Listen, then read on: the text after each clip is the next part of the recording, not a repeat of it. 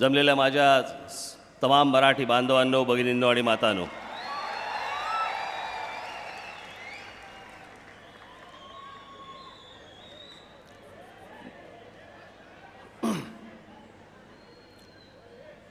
निवडणूक आता शेवटच्या टप्प्यात आहे आणि उद्या सायंकाळी 5 वाजता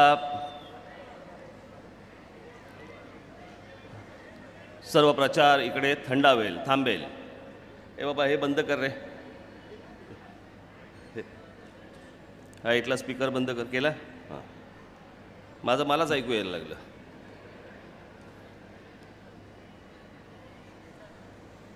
हे त्याला मारू बिरू नका रे.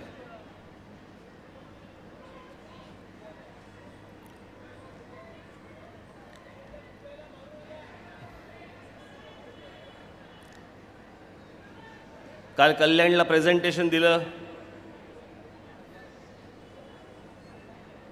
आज लगेच शिवसेनेने तिकडे प्रेझेंटेशन काहीतरी द्यायचं ठरवलं. आमच्या किती मागे मागे येणार आहात?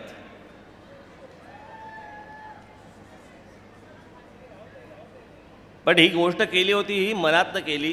तुम्हाला काही दाखवावं, तुम्हाला काही सांगावं, त्याच्यावरती मी येईन.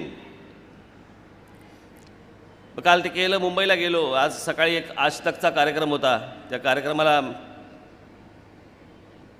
मुलाखत होती.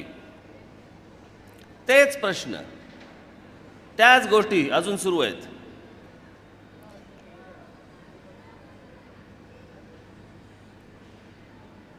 तुम्ही मोदींची प्रशंसा केली होती, मग तुम्ही मोदींना विरोध का करता? अरे याला काय अर्थ आहे?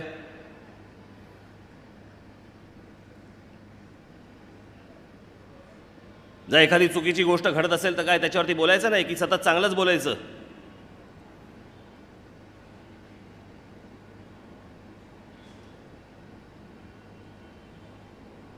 कुठे गेले ते अच्छे दिन? 100 दिवसामध्ये पण अच्छे दिन आणणार होते. 100 दिवसात 500 दिवस झाले, पत्ता नाही.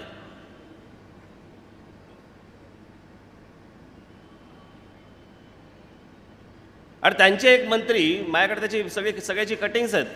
त्या दिवशी मी माझ्या कुठच्याही भाषणामध्ये मी सांगितलं, तोमर नावाचे खाण मंत्री आहेत भारतीय जनता पक्षाचे केंद्रीय मंत्री.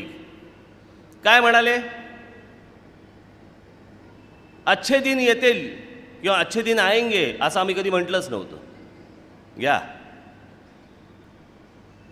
ते म्हणे सोशल मीडियाने चालवलेली गोष्ट होती, आम्ही कधी म्हटलं नव्हतं असं भारतीय जनता पक्षाचे केंद्रीय मंत्री आता स्वतः म्हणतायत. आधी काय म्हणतायत, नंतर काय म्हणतायत, याच्यावर बोलायचं नाही, याच्यावर टीका नाही करायची. ते त्यांचे अमित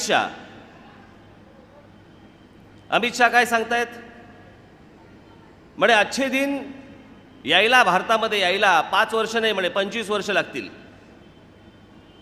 अरे तुम्ही आधी 100 दिवस बोलला होतात, आता 25 वर्ष म्हणताय. म्हणजे पिढ्याच्या पिढ्या ह्यांच्या काय पायाशी घालायच्या का आम्ही? त्यांना 25 वर्ष पाहिजेत, ह्यांना इथे 20 वर्ष दिली शिवसेना भारतीय जनता पक्षाला इथे कल्याण डोंबिवलीमध्ये. काही नाही, वाटोळं.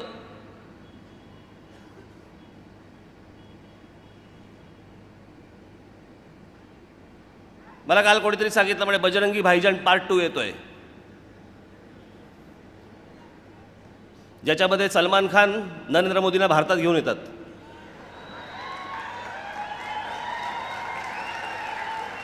हे आमचे पंतप्रधान बघावं तेव्हा परदेशीच.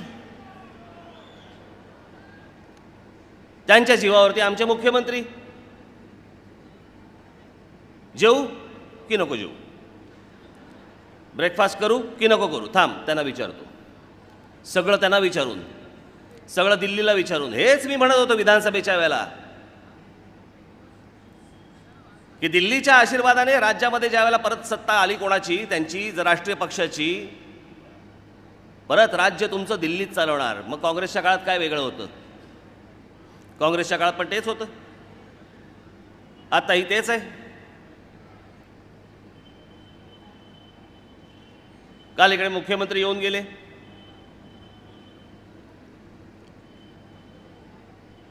त्यांचं त्यांनी भाषण केलं आणि जाता जाता त्यांनी भाषणाच्या शेवटी सगळ्यांना सांगितलं, राष्ट्रीय स्वयंसेवक संघाबद्दल बोलले. संघाबद्दल आम्हालाही अभिमान आहे, आम्हालाही आदर आहे. पण तुम्ही जसे बोलता तसे तुमचे खालचे लोक वागतायत का? जे प्रश्न आम्हाला विचारले जातात आम्ही तुम्हाला विचारतो की तुमची लोक खाली वागतायत का तसे? मी आत्ता इथे डोंबिवलीत आलो असताना मला आत्ता दुपारी संध्याकाळी मला काही संघाचे लोक येऊन भेटून गेले आणि त्यांनी मला सांगितलं की हे आम्ही तुम्हाला कागदपत्र देतोय, तुम्ही सभेमध्ये हे बोला, मांडा. की संघामुळे आम्ही भारतीय जनता पक्षाला मतदान केलं, लोकसभेला केलं, विधानसभेला केलं. पण इथे निवडून दिलेले जे आमदार आहेत ते कसे आहेत? मला धक्काच बसला. ते मी कागदपत्र जेव्हा पाहिली, वाचली, ही इथे आहेत कागदपत्र माझ्याकडे, ही इथे महाराष्ट्र राज्य महिला आयोग, ही ती कागदपत्र आहेत जी त्यांनी मला आत्ता आणून दिली. हे इथले आमदार, भारतीय जनता पक्षाचे आमदार रवींद्र चव्हाण यांच्या विरोधातली तक्रार आहे. कोणी केली आहे? महिलेने. कोण महिला? भारतीय जनता पक्षाच्याच नगरसेविका.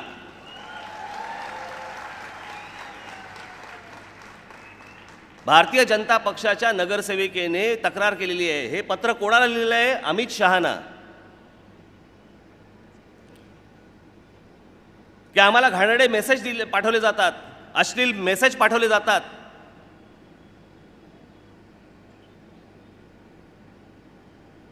त्रिसदस्यीय ती समिती होती या सगळ्याच्यामध्ये, त्याच्यामध्ये त्या त्रिसदस्यीय समितीमध्ये देखील एक सदस्य भारतीय जनता पक्षाच्या होत्या. म्हणजे राग काढण्याचाही भाग नाही. हे वरती बोलतायत काय, खालती घडतंय काय? मला कोणाच्या वैयक्तिक आयुष्यात डोकावण्याची इच्छा देखील नाही. पण हा कुठचा प्रकार आहे? तुम्ही वरवरती येऊन तुम्ही सांगाल की आम्ही हे देऊ, आम्ही ते देऊ, 6,500 कोटी रुपये देणार म्हणे कल्याण डोंबिवलीला. यांच्या खिशाला भोग, खिसा फाटलेला. देणार कुठून पैसे? आहेत कुठे पैसे यांच्याकडे?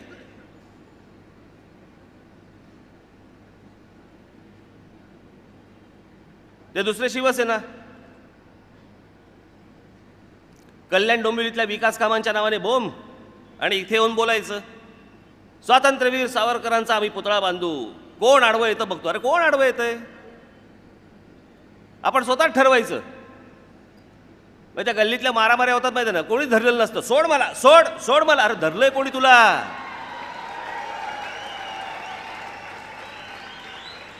आपले एकट्याच ओरडत असतात, धर सोड मला, सोड मला. अरे सोडतो, सोडलेलाच आहे तुला. 20 वर्ष सत्ता होती, 20 वर्षामध्ये स्वातंत्र्यवीर सावरकर नाही आठवले. आज निवडणुकीच्या तोंडावरती आठवत आहेत. तेही तसंच राजकारण करायला लागले. म्हणजे आता हा सगळा डोंबिवलीचा भाग, इथे ब्राह्मण समाज आमचे बांधव इथे मोठ्या प्रमाणावरती राहतात म्हणून लगेच स्वातंत्र्यवीर सावरकरांचं नाव काढायचं, लगेच लोकमान्य टिळकांचं नाव काढायचं. कामं सांगा, कामं दाखवा.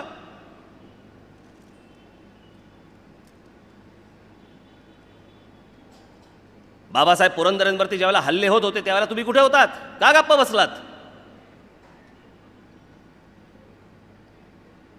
या भारतीय जनता पक्षाने ठरवलं आल्यावरती की बाबासाहेब पुरंदरेंना महाराष्ट्र भूषण पुरस्कार द्यायचा म्हणून राष्ट्रवादी काँग्रेसची आणि सगळी ती मंडळी बाबासाहेबांवरती तुटून पडली होते. भारतीय जनता पक्षाचा एक माणूस बोलायला तयार झाला नाही ना, शिवसेनेचा एक माणूस बोलायला तयार झाला. बाबासाहेब पुरंदरेंच्या बाजूने उभा राहिलो मी, माझी महाराष्ट्र नवनिर्माण सेना ती त्यांच्या बाजूने उभी राहिली. मला कसलं राजकारण नाही करायचं. मला ज्या माणसाने आमच्या शिवछत्रपतींचा साठी म्हणून आयुष्य घालवलं त्या माणसाच्या आज या 94व्या वर्षी तुम्ही त्यांना हे दिवस दाखवता. राष्ट्रवादी काँग्रेसला तर दुसरं काही जातीचं राजकारण सोडून दुसरं काही जमतच नाही त्यांना. आणि ह्या सगळ्या गोष्टींना शरद पवारांसारखे एक वयोवृद्ध नेते त्याला ते पाठिंबा देतात, ते खतपाणी घालतात. दुर्दैव महाराष्ट्राचं. बरं वाचायचं नाही, ऐकायचं नाही, कशाचा पत्ता नाही, बस दे ठोकून. म्हणे बाबासाहेबांनी म्हणे जिजाऊ आपला बाबासाहेबांनी म्हणे जिजाऊ साहेबांची म्हणे बरोबरी ही कुंती बरोबर केली, आणि मग कुंतीची जी काय पार्श्वभूमीची काय असेल ती त्याला चिकटवता तुम्ही जाऊन. मी ते वाचलेलं पण आहे, मी ते ऐकलेलं पण आहे. अफजल खान ज्यावेळेला स्वराज्यावरती चालून आलात रायगड आपल्या तुमच्या प्रतापगडाच्या पायथ्याशी, त्यावेळेला जिजाऊ साहेबांनी शिवाजी महाराजांना सांगितलं, काय सांगितलं, दोन वाक्य, केवढी महत्वाची वाक्य. शिवरायांचे थोरले बंधू संभाजीराजे यांचा ज्यावेळेला त्या अफजल खानाने ज्यावेळेला खून केला होता, ज्यावेळेला मारलं होतं, त्यावेळेला जिजाऊ साहेबांनी सांगितलं की शिवबा, संभाजीचे उसने घेणे मज कुंतीच्या पंक्तीस बसवणे. मज कुंतीच्या पंक्तीस बसवणे म्हणजे कुंती ही वीरमाता होती, पांडवांची आई होती, त्या अर्थाने मला त्या वीरमातेच्या पंक्तीत बसव. मागचा पुढचा कसलाही विचार करायचा नाही, दे ठोकून आपलं आणि विरोध करायचा. त्यावेळेला नाही कोणी देवेंद्र फडणवीस उभे राहिले, ना भारतीय जनता पक्ष कोणी बोलायला उभं राहिलं, ना शिवसेनेचा कोणी माणूस उभा राहिला, कोणी नाही.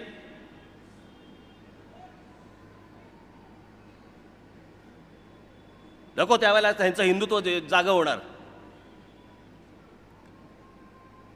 गुलाम अलीला विरोध, ज्यावेळेला त्या ओवेसीनी ज्यावेळेला मुंबईला मोर्चा काढला होता, आझाद मैदानवरती मोर्चा काढला, आणि आझाद मैदानवरती मोर्चा काढला तिथे आमच्या पोलीस भगिनी, ते जे मुसलमान सगळे जे तिकडे आले त्या लोकांनी तिथल्या आपल्या पोलीस भगिनींना गर्दीत आतमध्ये खेचलं आणि त्यांच्यावरती हात टाकलेत. कोणी उठलं नाही त्यावेळेला, कोणी बोललं नाही त्यावेळेला, ना भारतीय जनता पक्ष ना शिवसेना, काही नाही. त्यांच्या विरोधामध्ये मोर्चा काढला, महाराष्ट्र नवनिर्माण सेनेने मोर्चा काढला त्यांच्या विरोधामध्ये. आम्ही उभे राहिलो त्यांच्या विरोधात. कुठे होते आता? निवडणुका आल्या की आपल्या ह्यांचं हिंदुत्व आठवतंय ना. निवडणुकीच्या तोंडावरती या सगळ्या गोष्टी सुचतात आहे ना. का दाखवणार काय आता? दाखवू काहीच शकत नाहीत, म्हणून होर्डिंग लावायची. एक मत बाळासाहेबांना. वा रे वा, तुमच्या विकास कामांना नाही, विकास कामं दाखवा. आता काही दाखवायला नाही म्हणून भावनेचा आधार घ्यायचा आणि बाळासाहेबांचं नाव पुढे करायचं आणि त्यांच्या नावावरती मतं मागायची. दुसरं करणार काय? दुसरं काहीच करू शकत नाहीत. मला जे तुमच्यासमोर मांडायचं आहे, मला जे आज आपल्यासमोर जे ठेवायचं आहे, जे आहे ते सत्य आपल्यासमोर ठेवायचं आहे. मी आज इथे तुम्हाला जे प्रेझेंटेशन देणार आहे, मी तुम्हाला जे काही गोष्ट दाखवणार आहे, एक 10-15 मिनिटात तुम्हाला दाखवणार आहे. एक झलक आहे, ती झलक. मी सगळं काम दाखवत नाहीये, पण झलक आहे.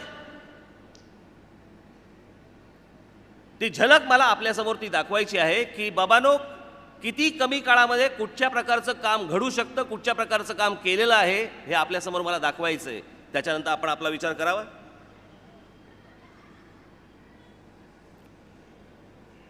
आणि म्हणून मी आजच्या या प्रेझेंटेशनला मी सुरुवात करतो. मी आपल्याला सुरुवातीला काही गोष्टी दाखवतो.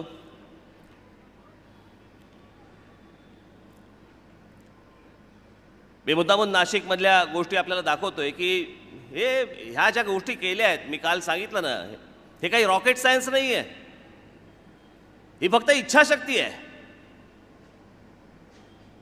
की माझ्या महाराष्ट्रातली शहरं कशी घडली पाहिजेत, कशी मोठी झाली पाहिजेत, याचा एक थोडक्यात लेखाजोखा तुमच्यासमोर मी फक्त मांडतोय. थोडक्यात हे जे तुम्हाला दाखवतोय ह्यातली काही अनेक कामं पूर्ण झाली आहेत, बरीचशी कामं चालू आहेत, बरीचशी कामं होणार आहेत. पण तुम्हाला सुरुवातीला मी काल सांगितल्याप्रमाणे थोडासा सुरुवातीला आपल्याला अंदाज घेण्यासाठी म्हणून मी काही गोष्टी त्याची जी बाबा काय किती वेळात झालं, काय झालं हे म्हणून मी आपल्याला मुद्दामून दाखवणार आहे. 2012, 13, 14, 15, आत्ता 15 सुरू आहे. 2012ला 15 मार्च 2012ला नाशिकची सत्ता हातामध्ये आली. त्याच्यानंतर 5 जून 2012 या दिवशी आयुक्तांची नेमणूक झाली महानगरपालिकेला. तोपर्यंत आयुक्त नाही आहेत. 2014च्या एप्रिल आणि मेच्या दरम्यान आयुक्त गेले. काँग्रेस राष्ट्रवादीचं सरकार होतं. कामं चांगली आणि जोरात सुरू आहेत. त्याच्यामुळे मध्ये आयुक्तच दिले नाहीत. किती महिने? 7 महिने आयुक्त दिले नाहीत. कोणत्या फाईलीवरती सह्या व्हायला तयार नाहीत, कुठची कामं पुढे व्हायला तयार नाहीत, काहीच होईना. 7 महिने गेले. त्याच्यानंतर हे दुसऱ्या आयुक्तांची नेमणूक झाली ती 10 नोव्हेंबरला. 3.5 वर्षात केवळ 33 महिने आयुक्त नेमले गेले. 33 महिने. उरलेल्या 11 महिन्यात निर्णयक्षम आयुक्त नव्हते. हातात राहिले 33 महिने. या 33 महिन्यात कोणती कामं केली आहेत त्याचा थोडक्यात लेखाजोखा मी आपल्यासमोर मांडतो आहोत. तो आपण पाहावा. त्याच्यानंतर आपल्याला अंदाज येईल की साधारणपणे शहरात कशा प्रकारची कामं घडू शकतात, कशा प्रकारची कामं होऊ शकतात. आमच्या माता भगिनींना, आमच्या तरुणांना, आमच्या तरुणींना काय काय गोष्टींची अपेक्षा आहेत. आमच्याकडचे जे वयोवृद्ध लोक जे आहेत त्यांना काय गोष्टींची अपेक्षा असते, काय हवं असतं, आणि त्याचा एक अंदाज बांधून म्हणून मी आपल्यासमोर हे प्रेझेंटेशन सादर करतोय. आसाराम बापू ब्रिज, त्याचा आसाराम बापूशी काही संबंध नाही, त्याला आसाराम बापू ब्रिजच म्हणतात. त्यांचा आश्रम आहे तिकडे, पण त्याला ते नावच पडले तिकडे. ते बदलू आपण आता.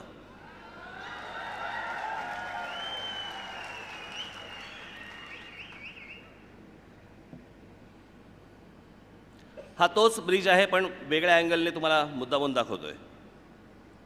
हा टाकळी STP ब्रिज. हे सगळं आपल्या काळात झालेलं आहे. मी हे अगोदरचं कुठचंही सांगत नाही. मी मुद्दामून आपल्याला सांगतोय की हे जेवढं मी तुम्हाला आता इथे समोर जे दाखवतोय हे फक्त महाराष्ट्र नवनिर्माण सेनेच्या काळात घडलेली कामं आहेत. याच्या पलीकडे दुसऱ्यांची कामं नव्हेत.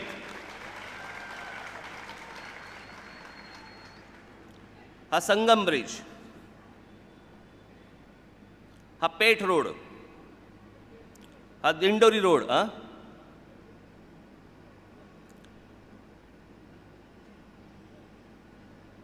आता काहींची नावं मिळाली, काहींची नाही मिळाली. आता मिळतील. आपण काय नावं ठेवण्यात पटायतच होत.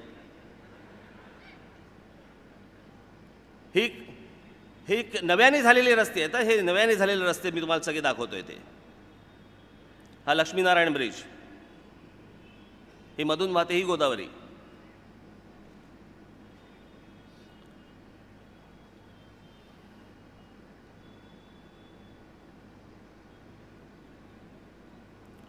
RTO corner Peth road.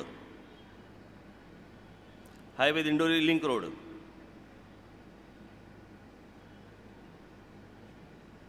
ही रस्त्यांच्या क्वालिटी बघा तुम्ही. हा दिंडोरी रोड, टारवाला नगर चौक. हा तोच आहे, पण पुढे जातो रस्ता. आता हे रस्ते इतके किलोमीटरचे लांब लांब लांब लांब बांधले आहेत की त्याचं थोडक्यात वरून म्हणून मी त्या ड्रोनने शूट करून बघितलं. Masrul link road, Peth road, Makalabad link road, highway Masrul link road. हा तोच आहे. हा जरा जवळचा होता, हा लांबचा आहे. हे जंक्शन्स आहेत.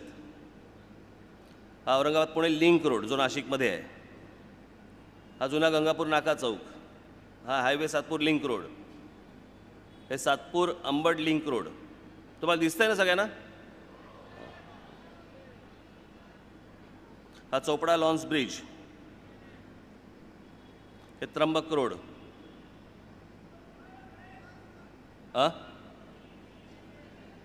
काय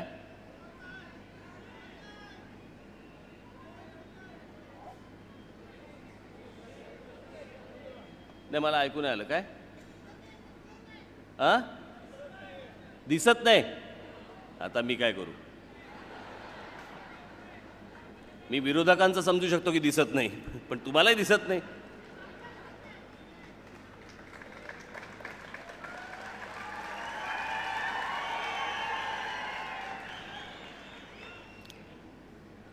ABP सर्कल.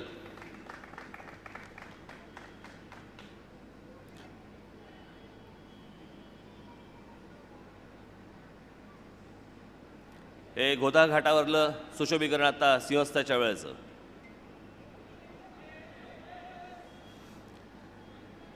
काय आलं रे बाबा? आता दिसतंय? दिसतंय आता?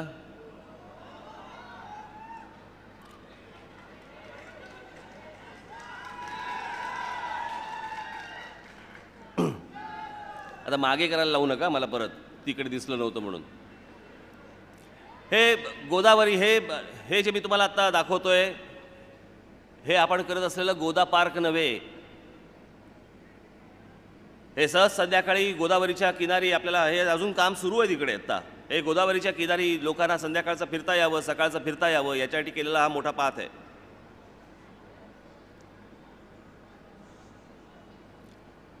ह्याचं आत्ता काम सुरू झालेलं आहे गोदा पार्कचं, जॉगिंग ट्रॅकचं.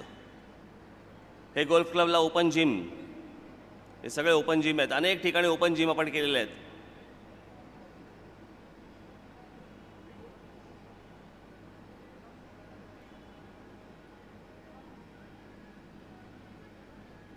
गंगापूर रोड,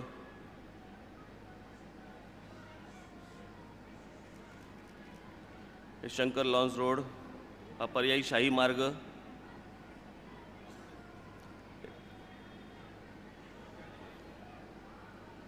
हे साधुग्राम आता कुंभमेळ्याच्या वेळेला केलेल्या गोष्टी.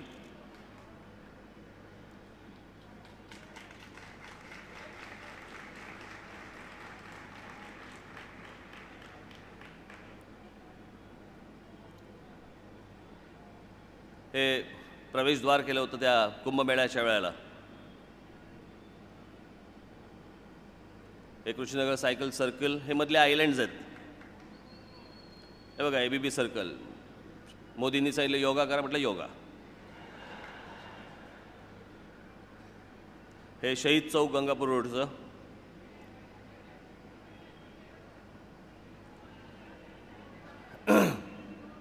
हे जे मी तुम्हाला आत्ता दाखवलं यापैकी एका तरी क्वालिटीच्या गोष्टी गेल्या 20 वर्षामध्ये इथे कल्याण डोंबिवलीमध्ये तुम्हाला दिसल्या का? तरी 20-20 वर्ष सत्ता त्यांच्या हातात दिली जाते. हे जेवढं मी तुम्हाला दाखवलंय आणि अजून पुढे दाखवणार आहे मी, म्हणजे आता नाही परंतु आता कामं सुरू आहेत तिथे. हे सगळं 33 महिन्याच्या कालावधीमध्ये आपण हे केलेलं आहे. आणि 33 महिन्याच्या कालावधीमध्ये जी टेंडर्स काढलेली आहेत, ज्याची आता अनेक काही कामं सुरू आहेत तिथे. साधारणपणे ज्यावेळेला तुम्ही पुढच्या एक मे, जून, जुलैच्या आसपास ज्यावेळेला नाशिकमध्ये याल त्यावेळेला अख्खा चेहरा मोहरा बदललेला असेल नाशिकचा, अख्खा चेहरा मोहरा. मी हे तुम्हाला दाखवतोय एवढ्यासाठी दाखवतोय की हे 5 वर्षामध्ये ह्या गोष्टी घडू शकतात. मी ज्या वेळेला तिथे नाशिकमध्ये गेलो, ज्याला पहिले आयुक्त होते, दुसरे आयुक्त होते, मी त्यांना फक्त एकच सांगितलं, म्हटलं मला तुमच्या टेंडरशी मतलब नाही, मला तुमच्या कॉन्ट्रॅक्टरशी मतलब नाही, मला तुमच्या पैशांशी देणं घेणं नाही. मी जेवढं सांगतोय तेवढं मला फक्त काम तुम्ही लोकांनी करून द्यावं एवढीच फक्त माझी इच्छा आहे. याच्या पलीकडे मला काहीही देणं घेणं नाही. मी मुद्दामून आपल्याला सांगतो की इथे कल्याण डोंबिवलीमध्ये तुम्ही म्हणाल की 28 नगरसेवक तुम्ही निवडून दिले होते, काय केलं त्या नगरसेवकांनी? 28 नगरसेवकांनी काय होत नाही, पूर्ण सत्ता माझ्या हातामध्ये द्या. तरीही इथे आयुक्त सोनावणे होते.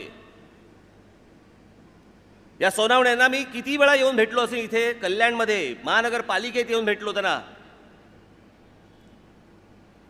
मी म्हटलं मला सांगा, असल्या मोकळ्या जागा सांगा, म्हटलं असल्या अनेक गोष्टी सांगा, म्हटलं मी आणतो माणसं जे स्वखर्चाने या कल्याण डोंबिवलीमध्ये गोष्टी करून देतील. नाही, शेवटपर्यंत सांगितलं नाही. मी तुम्हाला मुद्दामून सांगतोय कारण ह्याच्या पुढे तुम्हाला कळेल. हे आता ही जी सगळी कामं केली काय, भारतीय जनता पक्षाचे लोक पण काय बघा वस्ताद आहेत. आता 1 वर्ष पूर्ण होते ह्यांना सत्ता येऊन.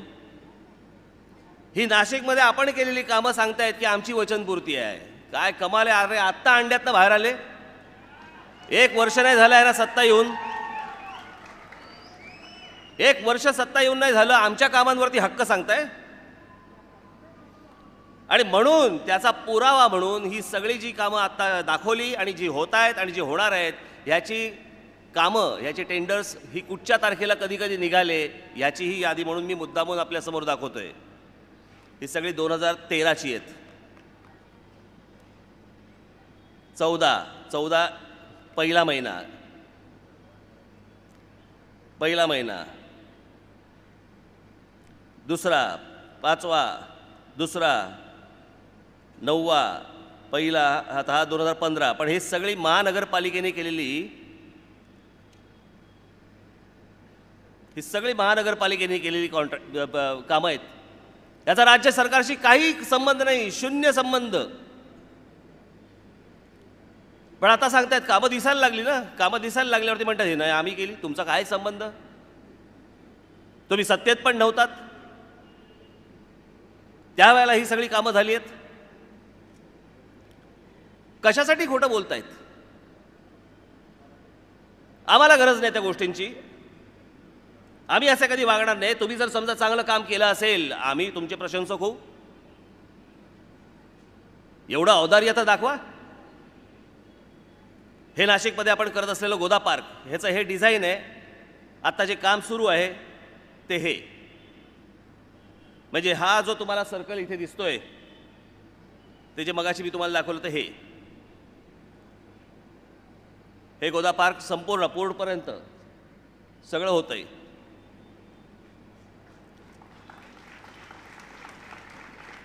त्याचं आत्ता काय परिस्थिती आहे, त्याचं लेआउट ड्रॉइंग काय आहे ते पण तुम्हाला दाखवतोय.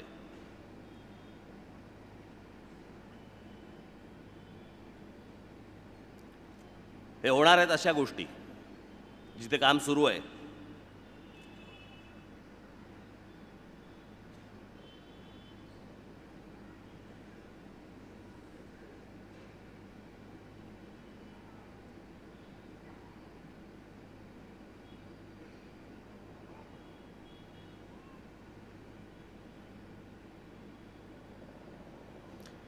हे गोदा पार्क हे जे तुम्हाला दाखवलं ते गोदा पार्क. आता हे गोदा पार्क माझ्या बरेच दिवस त्या एकही दिवशी मी त्या एका ब्रिजवरनं मी जात असताना मला असं वाटलं की या गोदावरी नदीच्या दोन्ही तीरांवरती उत्तम जर चांगलं पार्क आपण उभं करू शकलो म्हटलं इथल्या लोकांना किती म्हटलं आनंद होईल. विचार करता करता मी आमचे आर्किटेक्ट लावले, त्यांच्याकडे डिझाईन घेतलं आणि एके दिवशी मी मुकेश अंबानींना भेटलो. म्हटलं मुकेश भाई असं असं आहे आणि म्हटलं मला एक पार्क करायचं आहे म्हटलं नाशिकला, गोदा पार्क. म्हटलं अगदी गोदावरी नदीला लागून आहे म्हटलं आणि तुमचा जो म्हटलं CSR फंड असतो म्हटलं त्या CSR फंडामधनं म्हटलं मला तुम्ही मदत करावी, इथे हे पार्क मला उभं करून द्यावं. मुकेश अंबानींनी ते सगळे डिझाईन वगैरे सगळं पाहिलं ते डिझाईन वगैरे सगळं पाहिल्यानंतर मला बोलले की ठीक आहे काम सुरुवात करा. आणि मुकेश अंबानींनी या कामाला संपूर्ण फंड हा मुकेश अंबानींनी या कामासाठी गोदा पार्कसाठी म्हणून त्यांनी दिला. कारण ज्या वेळेला एक कंपन्या ज्या वेळेला काम करतात तिथे पैसे खायला वाव नसतो. इतर राजकीय पक्ष करणार नाहीत, ह्या सगळ्या लोकांकडे जाणार नाहीत. कारण तिकडे जर गेले पैसे कसे खायचे? महानगरपालिकेच्या टेंडर बंद पैसे काढता येतात, महानगरपालिकेबंद हे सगळे अशी कामं काढायची मोठी मोठी, त्याशिवाय यांना जमत नाही. म्हणून ह्या लोकांकडे कोणी जात नाही. हे झाल्यावरती तिकडे एक आपल्यापैकी काही जण गेले असतील, तिकडे पांडव लेणी आहे. आपण नाशिकला जात असताना हायवेच्या उजव्या बाजूला एक पांडव लेणी आहे, मोठा डोंगर आहे आणि त्याच्या पायथ्याशी मोठी जमीन आहे, वन खात्याची जमीन. मी एके दिवशी गेलो, म्हटलं अरे ही इतकी सुंदर जमीन आहे म्हटलं, पण वन खात्याचं लक्ष नाही. मग मी तिकडे एके दिवशी कोणते आपले काय नाव त्यांचं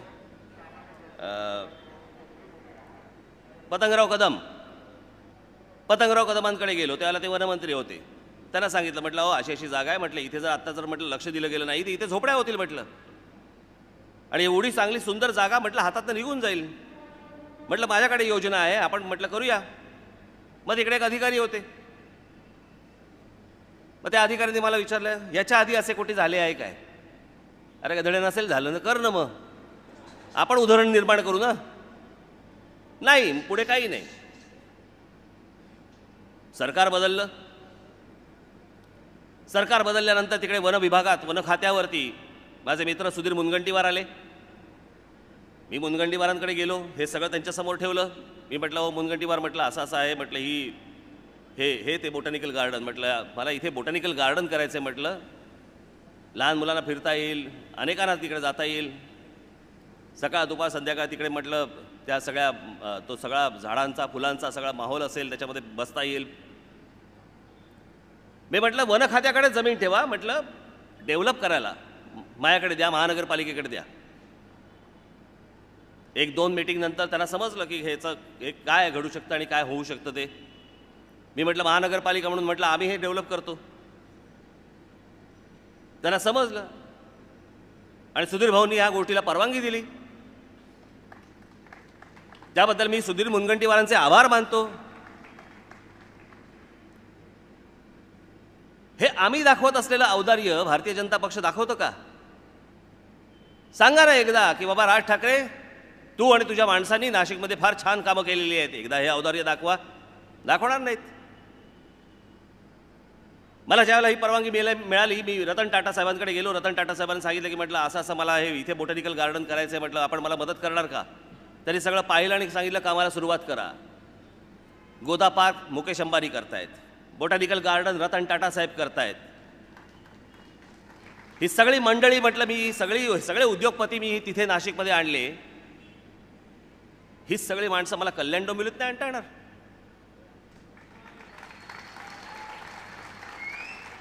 आनंदाने येतील, आनंदाने येतील, का नाही येणार?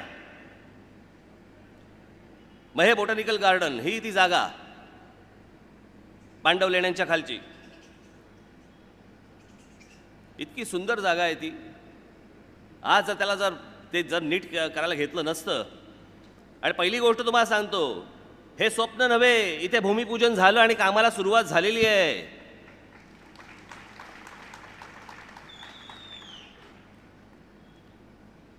हे जे तळं आणि तुम्हाला जे दिसतंय संपूर्ण आजूबाजूचा जो प्रदेश, जवळपास 35 एकराचं ते बोटॅनिकल गार्डन होणार आहे, 35 एकराचं. आणि हा जो संपूर्ण भाग आहे या डोंगराच्या अवतीभोवती हा सगळा वन खात्याचा येतोय. या डोंगराच्या संपूर्ण भोवती आपण तिथे 5 किलोमीटरचा आपण सायकलिंग ट्रॅक करतो, जो देशात कुठे इतका मोठा ट्रॅक नाही आहे की जो ज्याला ॲडव्हेंचर स्पोर्ट्सच्या खाली येतो तो. अशा प्रकारचा एक सायकलिंग ट्रॅक आपण तिकडच्या तरुणांसाठी, तरुणींसाठी, सगळ्यांसाठी करतो. आणि हे बोटॅनिकल गार्डनमध्ये हे अशा प्रकारचं घडणार आहे, ते तुम्हाला दाखवतो. आत्ता तिकडे काम सुरू आहे की बेंचेस कशा प्रकारचे असावेत, लहान मुलांना तिकडे काय काय गोष्टी असाव्यात. तिकडे एक जंगलावरती, फॉरेस्टवरती एक तिकडे चांगला शो असणार आहे. तिथे एक ते जे तळं तुम्ही जे मगाशी बघितलं ते असं बदललं जाणार आहे. तिकडे काही खोटे आहेत, अर्थात प्राणी खोटे आहेत, परंतु ते हलणारे आहेत. लहान मुलांना बरं असतं, आपल्या माता भगिनी आपल्या त्या लहान लहान मुलांना तिकडे घेऊन जातात. नाही तर फिरवायचं कुठे हो, न्यायचं कुठे? संध्याकाळी कामावरनं घरी आल्यानंतर आमच्या मुलांना जायचं कुठे, काय करायचं कुठे माहीत नाही. बागा शिल्लक ठेवल्या नाहीत, मैदानं शिल्लक ठेवली नाहीत, काही नाही. ओसाड करून ठेवली आमची शहरं सगळी. हे त्यांच्यासाठी मी उभं करतोय. हे त्याचं गेट, की तुम्ही आतमध्ये जेव्हा जाल त्या बोटॅनिकल गार्डनमध्ये, त्यावेळेला आत जाताना तुम्हाला आत जातानाच बरं वाटलं पाहिजे हो. हे सायकलिंग ट्रॅक कशा प्रकारचे असणार आहेत तिथे, ॲडव्हेंचर स्पोर्ट्स. हे तिथे 2 गोदावरी नदीवरती ब्रिज आहेत, एक होळकर ब्रिज आणि अजून एक ब्रिज आहे. या ब्रिजवरती आपण वॉटर कर्टन टाकतो. पूर्ण अख्खा ब्रिजच्या ब्रिज, म्हणजे तुम्ही ज्यावेळेला येऊन बघाल त्यावेळेला संपूर्ण तुम्हाला वॉटरफॉलच दिसेल त्या ब्रिजवरती. हे संध्याकाळी तिकडे लोक येतील, बागांमध्ये असतील, तिकडे बेंचेसवरती बसतील, तिकडे म्युझिक असेल, म्युझिक ऐकतील, संगीत ऐकतील. हे कशासाठी करतोय, कोणासाठी करतोय? या राज ठाकरेची नाशिक शहरात, नाशिक कुठेही 1 इंच जमीन नाही आहे. माझं घरही नाही आहे तिकडे, माझी बायका पोरं जाणार नाही आहेत. पण मला असं वाटतं माझ्या शहरांमध्ये, माझ्या महाराष्ट्रातल्या शहरांमध्ये ह्या गोष्टी व्हायला पाहिजेत, घडायला पाहिजेत, ज्या गोष्टी मी तिकडे घडवतोय. हे तिकडे लहान मुलांसाठी चिल्ड्रन्स ट्रॅफिक पार्क केलेलं आहे, ज्याच्यातनं लहान मुलांना ट्रॅफिकचे धडे मिळावेत. आणि त्याच्यासाठी हे 3.5 एकरामध्ये केलेलं आहे. मी काल सांगितलं, ह्याचं उद्घाटन मी पसरीच्या साहेबांच्या हस्ते केलं होतं. पसरीच्या म्हणजे ज्यांची ट्रॅफिक या विषयामधली डॉक्टरेट आहे, ते तिकडे आले. त्यांनी ते पाहिलं आणि मला बोलले की राजी, इतना बड़ा चिल्ड्रन ट्रैफिक पार्क पूरे देश में नहीं है, इतना ये बड़ा है.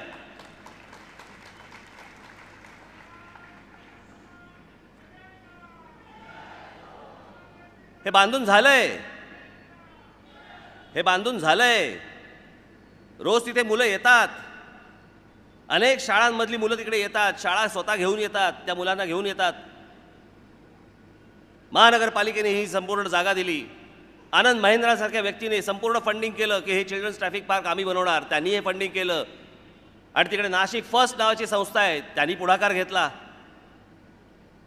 तुमची इच्छा जर बळकट असेल, सगळे लोक येतात, सगळे बरोबर येतात आणि कामं होतात. ही नाशिक घाटांची आत्ताची स्थिती अशी आहे.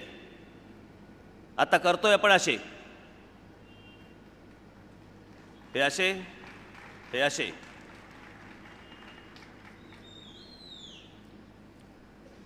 जवाहरलाल नेहरू पुनरुत्थान घरकुल योजनेअंतर्गत 300 घरं दिली गेली. 300 आत्तापर्यंत. मी हे सगळ्यात फक्त 33 महिन्याचा कालावधी तुम्हाला सांगतोय. 33 महिन्याचा.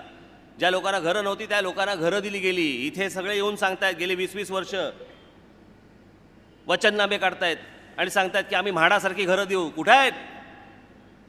20 वर्षात नाही देऊ शकलात. 20 वर्षात काही उभं करू शकला नाहीत. आणि मी हे जे तुम्हाला सांगतोय हे फक्त केवळ 33 वर्षात, आपलं 33 महिन्यात. या 33 महिन्यामध्ये तुम्ही म्हणाल की अरे बाबा घरं कुठे आहेत? ही घरं, या इमारती आपण बांधल्या आहेत. माझ्या हस्ते, माझ्या हाताने त्या सर्व घरातल्या सगळे ते जे लोक होती त्यांना मी माझ्या हस्ते चाव्या दिलेल्या आहेत. ती राहायला पण गेली लोक. या त्या रूम्स, ही ती घरं.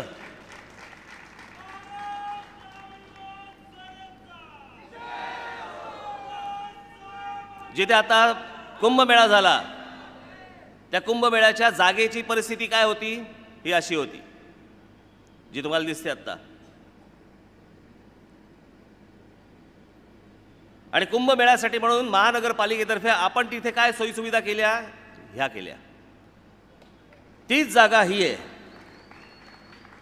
की तिकडे इतके लाखो लोक तिकडे येतात. कुठे सोयी करायच्या? आज बघा तिकडे एवढे लाखो लोक तिकडे येऊन गेले, परंतु तिकडे कोणी चेंगराचेंगरीत कोणी गेलंय, कोणी काय, काही नाही. कारण आजूबाजूला रस्ते इतके दुतर्फा मोठे होते की सगळ्या त्यांना वावरण्यासाठी खूप चांगल्या गोष्टी होत्या. आता गोदावरी नदी आहे. आता या गोदावरी नदीचा उत्तम उपयोग करून घेता येईल की नाही, म्हणून आपण तिथे पाण्यातून सार्वजनिक वाहतूक व्यवस्था आपण त्या पाण्यातनं करतो. आत्ता सुरू झालेलं नाही पण ती होईल. हे आनंदवली ते होळकर ब्रिज, हा संपूर्ण हा गोदावरीचा सगळा पट्टा तुम्हाला दिसतोय. याच्यामध्ये आपण वॉटर ट्रान्सपोर्ट सिस्टीम तुम्हाला येण्या जाण्यासाठी जशा बस सेवा असतात तशा हा पाण्यातनं जलमार्ग, या बस सेवा या आपण आता तिथे PPP वरती आपण तिकडे या बस सेवा आपण नाशिक शहरामध्ये आपण आणतो आहोत की ज्या स्वच्छ असतील, सुंदर असतील, प्रवास करताना बरं वाटावं. आताही तिकडे बस सेवा आहे पण ते काय म्हणजे अगोदरच्या सगळ्या काळातल्या आहेत त्या सगळ्या बाबा आझमच्या जमान्यातल्या. बाजूनी गेलं तरी गँगरिंग होतं. कुठून तरी पत्रे बाहेर आलेले असतात, कुठून तरी काहीतरी झालेलं असतं. त्याच्यानंतर सायकल शेअरिंग, तिथे आपण सायकल शेअरिंग म्हणजे सायकलचे स्टँड, म्हणजे सायकल सगळ्या लागलेल्या असणार. तुम्हाला जिकडून तिकडे कुठेही जायचं असेल ती सायकल घ्यायची, जिकडे जायचं आहे तिकडे जायचं, तिथेच वेगळे स्टँड असतील तिथे सायकल लावून टाकायची, घरी न्यायची नाही. कारण तिकडे GPS ने मॉनिटरिंग होतं ती सायकल कुठे आहे, कोणाच्या घरात गेली का. त्याच्यामुळे असल्या प्रकारचे स्टँड्स, त्याच्यासाठी ट्रॅक्स, हे अशी माणसं फिरत असतात. पाणी पुरवठा सुरळीत करणे, पाणी पुरवठ्याचं व्यवस्थापन. आता पाणी पुरवठा, आत्ता गंगापूर धरणातून नाशिक शहराला 450 MLD पाणी मिळते, दारणा नदीतून 40 MLD मिळते. हे मी आपल्याला मुद्दामून सांगतो कारण या लोकांनी इकडे जे तुम्हाला वचनं आणि आश्वासनं दिली आहेत ना, आम्ही पाणी पुरवठा करू, आम्ही पाणी देऊ, तिथे काय केलं 33 महिन्यात हे मी तुम्हाला दाखवतोय. हे वरचं म्हणत नाही आहे. जे आत्ता मोकळे धरणातून आत्ता आपण 400 MLD पाणी आत्ता नाशिक शहरामध्ये आपण आणतो आहोत. याच्या पुढे हे आणल्यावरती आता एक 2-3 वर्षात काम पूर्ण होईल, 2-1 वर्षात हे आणल्यावरती नाशिक शहराला भविष्यात पुढे 25 ते 30 वर्ष पाण्याचा प्रश्न निर्माण होणारच नाही, होणारच नाही. आता पाणीपट्टी, नागरिकांवरती कमीत कमी भार पाडून अधिकाधिक सुविधा देण्याचा प्रयत्न. त्याच्यामध्ये पिण्याच्या पाण्याचा 1000 लिटरचा दर, कल्याण डोंबिवली 7.5 रुपये, नाशिक 5 रुपये. लोकसंख्येच्या प्रमाणात केलेली व्यवस्था, कल्याण डोंबिवली सांडपाणी प्रक्रिया व्यवस्था, कल्याण डोंबिवली 30% आहे प्रक्रिया आणि नाशिक 102%. सांडपाणी एकत्र करण्याची व्यवस्था, नाशिक 85%, कल्याण डोंबिवली 7%. रोगराई मग पसरणार नाही तर काय पसरणार? ही मलनिस्सारण व्यवस्थापन. एक मिनिट. मलजल शुद्धीकरण केंद्रे वगैरे, घनकचरा व्यवस्थापन, त्याचं वर्गीकरण, हे रोज तिथे घंटागाड्या आणि इतर सगळं गोष्टी असतात, हे तिथं डम्पिंग ग्राउंडच्या इकडची सगळी व्यवस्था. आपल्याकडच्या इथलं काय झालं, जागा घेऊन ठेवली आहे, त्याचा TDR VDR सगळं विकून झालं आहे, तरी जागा ताब्यात येत नाही आहे. कल्याण डोंबिवलीकर तिकडे आपलं नाक धरून बसलेले आहेत. 20 वर्षामध्ये यांना ही गोष्ट सोयीसुविधा देता नाही आल्या. ज्या घंटागाड्या ज्या कचरा गोळा करतात नाशिक शहरामध्ये, त्याही GPS द्वारे त्यांना पूर्ण नेटवर्किंग आहे की तिने कचरा उचलला की नाही, तिने डम्पिंग ग्राउंडला टाकला की नाही, किती कचरा उचलला, काय उचलला, ह्या सगळ्या गोष्टी ह्या तुम्हाला मुख्यालयामध्ये, महानगरपालिकेच्या मुख्यालयामध्ये कळत असतात, दिसत असतात.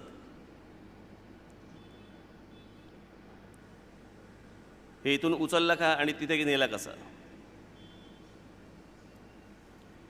ही आता सध्या घंटागाड्या कुठे कुठे आता आहेत ह्या तुम्हाला दिसू शकतात. फक्त महानगरपालिकेच्या कार्यालयामध्ये बसून तुम्हाला कळू शकतं हे व्यवस्थापन. नाशिक स्मार्ट, तुमचं स्मार्ट ॲप, आपण एक ॲप काढला आहे जो तुम्ही ॲप तुमच्या मोबाईल फोनमध्ये ठेवू शकता तिथे, आणि तुम्हाला रोज ह्या सगळ्या गोष्टी तिथे कळू शकतात. हे तुम्हाला अगदी थोडक्यात ह्या सगळ्या गोष्टी मी तुम्हाला सांगतोय, पण कुठपर्यंत की उद्या तिथे एखादा माणूस काम करतोय की नाही करत आहे, त्यांनी स्वतःचा सकाळी जाऊन सेल्फी काढायचा, तो सेल्फी काढला की प्रशासनाला कळतं की हा माणूस कामावरती रुजू झाला आहे, संध्याकाळी बाहेर पडताना सेल्फी काढायचा, कामावरून बाहेर. कामं होत आहेत की नाही, प्रत्येकजण काम करतोय की नाही, त्याच्यावरती हे लक्ष असणार आहे. तुम्हाला वीज बिल भरायचं, कुठचंही बिल भरायचं आहे, पाण्याचं बिल भरायचं, हे बिल भरायचं आहे, तुम्हाला महानगरपालिकेतल्या कोणाचंही थोबाड पाहायची गरज नाही. तुम्ही त्या ॲपवरून तुमचं बिल तुम्ही भरू शकता, तिथे जायची गरज नाही. आत्ता तर आम्ही अशी गोष्ट आणतो तिथे की एखाद्याला बिल्डिंग प्रपोजल, इमारत बांधायची असेल तर इमारत बांधण्यासाठी म्हणून त्याला महानगरपालिकेमध्ये खेटा घालायला लागणार नाही. त्यांनी त्याच्या ॲपवरनं हे संपूर्ण प्रपोजल पाठवून द्यायचं महानगरपालिकेला, तिकडे जे काही नियमात बसेल त्याप्रमाणे सँक्शन होईल, त्याच्या घरी त्याला ही गोष्ट मिळेल. जायचंच नाही कुठे. त्याच्यामुळे कोणाला पैसे देण्याचा विषय नाही, कुठच्या अधिकाऱ्याला पैसे देण्याचा नाही, ओव्हर टेबल नाही, अंडर टेबल नाही, काही नाही. बाबांनो मला सांगा, इतकी पारदर्शकता कुठच्या तरी महानगरपालिकेमध्ये कोणी दाखवली आहे का आजपर्यंत? हे 20-20 वर्ष नुसते सत्ता भोगतायत. निवडणुका आल्या की आपले स्वातंत्र्यवीर सावरकरांची नावं काढायची, लोकमान्य टिळकांचं नाव काढायचं आणि एक मत बाळासाहेबांना म्हणून सांगायचं. निवडणुकीच्या तोंडावर यांना RSSची आठवण येणार. आज मुख्यमंत्री इकडे येत आहेत, उद्या निवडणुका झाल्या की परत दिसणार आहेत? नाही. मी तुम्हाला खात्रीने सांगतो, माझं वचन म्हणून तुम्ही आपण घ्या, जर ही 2 शहरं जर समजा तुम्ही माझ्या हातात, संपूर्ण सत्ता, ही संपूर्ण सत्ता जर तुम्ही माझ्या हातामध्ये कल्याण डोंबिवलीची दिलीत, राज ठाकरे स्वतः ठाण मांडून बसून इकडे आपल्याला पहिल्या 5 वर्षामध्ये जे घडवून दाखवेल ते आपल्याला कळेल.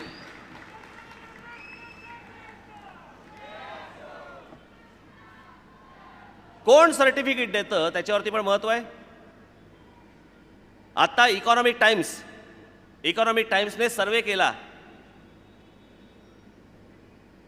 टायर 2 सिटीज ज्या आहेत, ज्याच्यामध्ये सगळं नाशिक, बडोदा वगैरे वगैरे सगळे, कल्याण डोंबिवली बिंबिवली सगळे येतात त्याच्यामध्ये. इकॉनॉमिक टाइम्सने केलेला सर्वे आहे, मी काय केलेलं नाही आहे, पण त्यांनी जो सर्वे केलेला आहे त्याच्यामध्ये त्यांनी असं दिलेलं आहे, best tier 2 cities to invest. कुठे तुम्ही इन्व्हेस्टमेंट करावी अशा कोणते शहरं आहेत, त्याच्यामध्ये 2 नंबरला नाशिक शहर आहे. 2 नंबरला. हे माझं मी नाही, हे इकॉनॉमिक टाइम्स सांगतंय. का नाही याच्यामध्ये कल्याण डोंबिवली? 20-20 वर्ष हातामध्ये सत्ता दिल्यानंतर देखील या जर गोष्टी होत नसतील आणि कोणाला जर वाटत नसेल की इकडे येऊन आम्ही पैसे गुंतवावेत, या शहरामधली माणसं फक्त कामाला मुंबईला जातात आणि झोपायला फक्त कल्याण डोंबिवली देतात.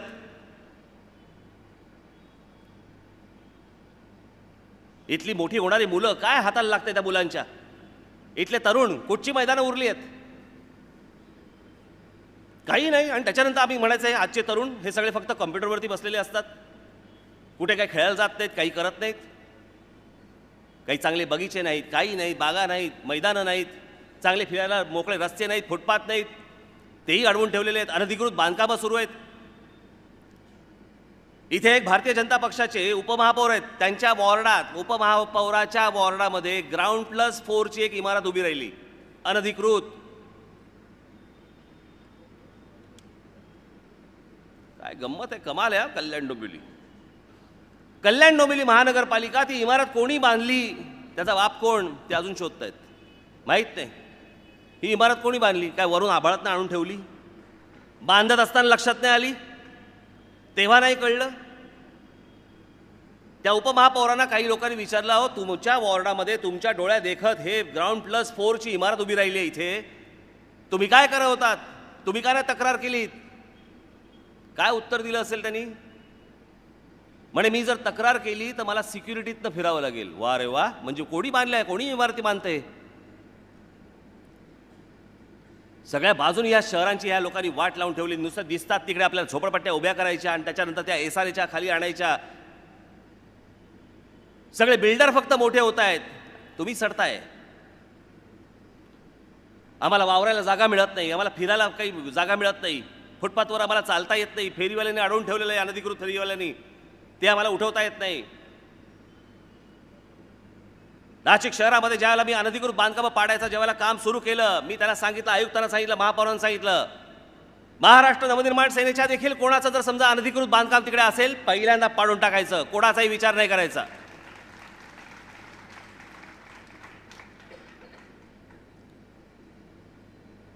जर शासन राबवायचं असेल ना तर या पद्धतीने राबवावं लागतं तुम्हाला शासन. आणि हे मी राबवू शकतो याचं कारण हा माझ्या आवडीचा विषय आहे. शहरं चांगली करणं, शहरं मोठी करणं, शहरं सुंदर करणं. आपल्या प्रत्येक नागरिकाला प्रत्येकाला असं वाटलं पाहिजे की आपण या शहरात राहतोय. माझ्या घरातनं बाहेर पडल्यावरती वाटलं पाहिजे की अरे वा काय मी सुंदर शहरामध्ये राहतोय. काही नाही. मी परवा दिवशी एका सभेवरनं येत असताना इकडे कल्याण डोंबिवलीच्या त्या सगळ्या रेल्वे स्टेशनवरती डोंबिवलीच्या सगळे लोक बाहेर पडत होते, चेहऱ्यावरती उदासी. तो सगळा रेल्वेचा प्रवास, दिवसभराचं काम, संध्याकाळी तसंच घरी यायचं. महिलांची तर मला म्हणजे काय यायचं घरी, परत जेवण बनवायचं, जेवण बनवून परत रात्री काय एखादी सिरियल बघितली, झोपलं, परत सकाळी कामावर. हे काय आयुष्य आहे का? आणि हे आयुष्य असं जगण्यासाठी म्हणून तुम्ही ह्या सगळ्या लोकांच्या हातामध्ये सतत सत्ता देत राहणार आहात का? आणि पुन्हा जर तोच पाढा जर समजा तुम्हाला इथे कल्याण डोंबिवलीमध्ये वाचायचा असेल आणि तोच त्याच लोकांच्या हातामध्ये जर तुम्हाला द्यायचा असेल, तुमचं आयुष्य तुम्हाला लख लाभो. याच्या पलीकडे काही नाही घडू शकत. याच्या पलीकडे जर परत त्यांच्याचकडे जर समजा ह्या गोष्टी द्यायच्या असतील तर द्या. तसेच जाणार, तसेच सडणार. कारण ह्यांना फक्त सत्तेतून पैसा आणि पैशातून सत्ता एवढी फक्त दोनच समीकरणं यांना माहिती आहेत. कुठून आला हो आता हा सगळा? भारतीय जनता पक्षाकडे आणि शिवसेनेकडे हा सगळा पैसा कुठून आला? कुठला पैसा रोजच्या रोज होतायत? किती पैसा होतायत रोजच्या रोज? हेच पूर्वी सांगायचे की काँग्रेसवाले निवडणुका जिंकतात कशाच्या जीवावर, म्हणे पैशाच्या जीवावरती. आता हेच करायला लागले. यांच्यात आणि त्यांच्यात फरक काय? निवडणुकीच्या आधी वेगळं बोलायचं, निवडणुकीच्या नंतर वेगळं बोलायचं. त्या दिवशी ते अरुण जेटली आले भारतीय जनता पार्टीचे आणि ते बोलले की अशा भारतामध्ये म्हणे 100 बारामती तयार झाल्या पाहिजेत. बारामती?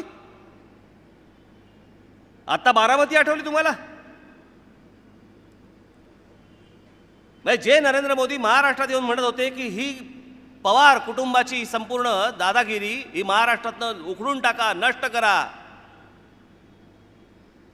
सत्तेवरती आल्यावरती तेच नरेंद्र मोदी बारामतीला येतात आणि म्हणतात की मी महिन्यातनं 3 ते 4 वेळा शरद पवारांना फोन करतो आणि त्यांचा सल्ला घेतो.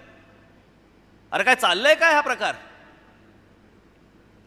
निवडणुकीच्या आधी काही तुम्ही वेगळं बोलता आणि लगेच निवडणुकीनंतर तुम्ही वेगळे वागायला लागता. हा कुठचा प्रकार आहे? ह्याच निवडणुकीच्या तोंडावरती येऊन तुम्हाला वाटेल ते भावनिक गोष्टी सांगतात, भावनिक आव्हानं करतात, वाटेल त्या गोष्टी येऊन सांगतात. मी तुम्हाला वाटेल त्या गोष्टी सांगणार नाही.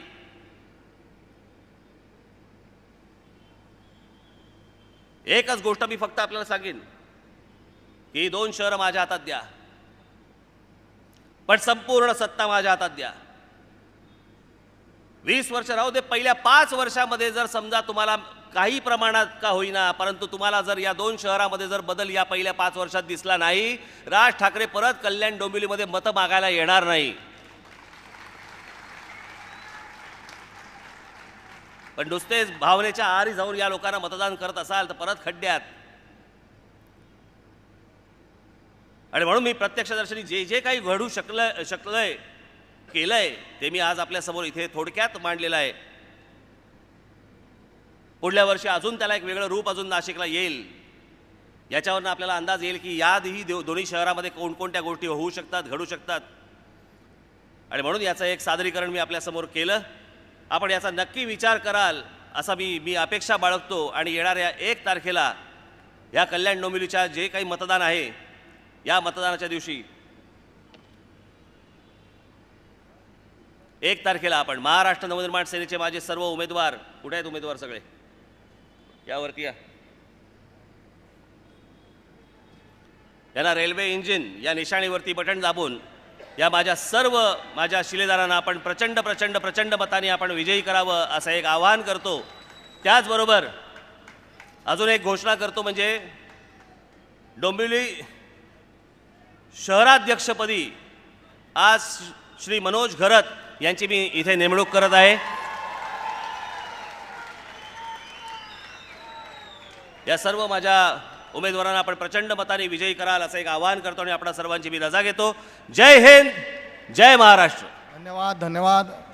मी सगळ्यांना विनंती करतो की कृपया राष्ट्रगीतासाठी आपण उभे राहावे.